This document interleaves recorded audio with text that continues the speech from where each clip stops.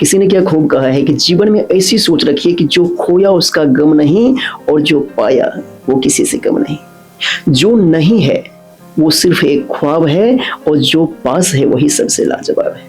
नमस्कार दोस्तों, मैं अरविंद कश्यप एक छोटी सी कहानी सुनाता हूँ जिसमें जीवन का सबसे बड़ा सबक छिपा हुआ है। ये कहानी एक बिजनेसमैन की जो लंबे समय से विदेश यात्रा पर थे।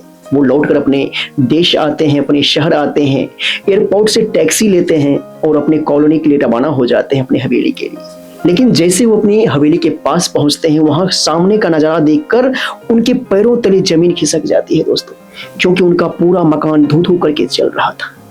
लपटें आसमान छू रही थी। घर के लोग बाहर थे, पड़ोसी इकट्ठे थे, हर कोई उस जलते हुए मकान को देख रहा था।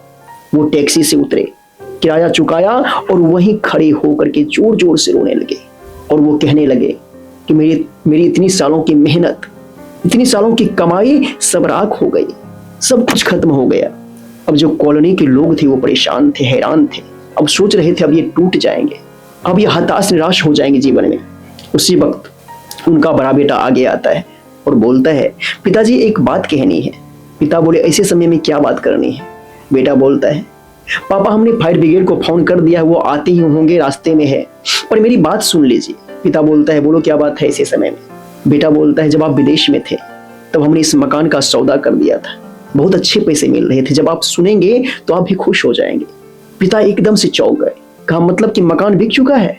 बेटा बोलता है, हाँ पिताजी मकान ये बिक चुका है।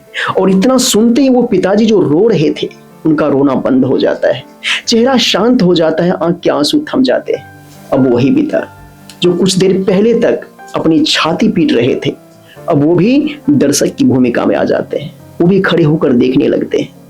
अब जो कॉलोनी के लोग थे, मोहल्ले के लोग, उस सोच में पड़ जाते हैं कि ऐसी बड़े बेटे ने क्या बात कह दी कि पिताजी चुप हो गए। अब वो शांति से आग को देख रहे हैं, अपने घर हवेली को जलते हुए। अब ये बिजनेसमैन जो था मन में सोच रहा था, मकान मेरा नहीं है, अब खरीदार जाने, उनका पैसा जाने, मुझे क्या लेना देना है इससे। तभी कुछ देर बाद की घटना है, उनका छोटा बेटा जो ऑफिस में था दौड़कर वहां आता है भागता हुआ और देखता है कि पिताजी आ गए हैं और पापा पापा कहते हुए विलाप करना शुरू कर देता है, रोना शुरू कर देता है। पिताजी मुस्कुराकर कहते हैं, बेटा रोने की कोई बात नहीं, अब ये मकान अपना नहीं है, ये मकान जो जल रहा है चिंता करने की आवश्यकता नहीं है, क्योंकि ये मकान हमने बेच दिया है। छोटा बेटा जो है थोड़ा रुकता है, चौंकता है और कहता है, पिताजी सौदा तो हुआ था पर अभी तक पैसे नहीं मिले हैं। और इतना सुनते ही फिर पिताजी क्या करते हैं, जोर जोर से रोना शुरू कर देते हैं। अब वही बेचैनी, वही दर्द, फिर वही छाती पीटना शुरू कर देते हैं। अब कॉलोनी वाले लोग जो थे अब ये सोचने लगते हैं कि आखिर छोटे बेटे ने आखिर ऐसा क्या कह दिया कि अभी जो शांत व्यक्ति था फिर रोना शुरू कर दिया। 2 मिनट पहले वही आग थी, वही मकान था, वही राख हो रही थी दोस्तों, पर फर्क सिर्फ सोच में था।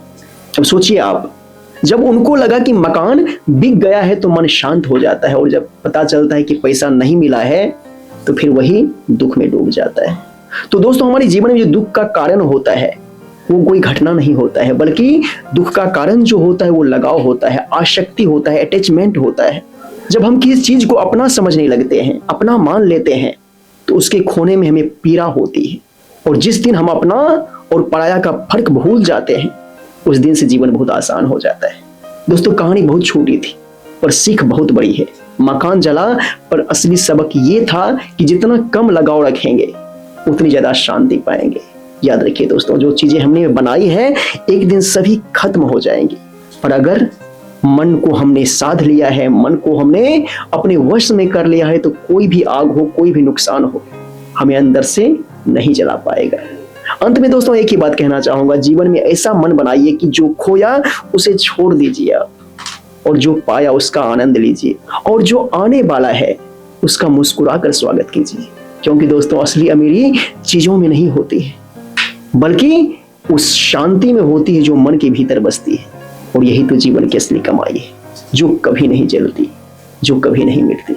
तो दोस्तों, इस कहानी से क्या सीख मिलती है कमेंट में बताइए, और आपकी सपोर्ट की आवश्यकता है। प्लीज इस वीडियो को लाइक करके हमारे चैनल को सब्सक्राइब कर लीजिए, ताकि आपका प्यार से देख हमारे साथ बना रहे। मिलते एक नई वीडियो के साथ। प्रणाम।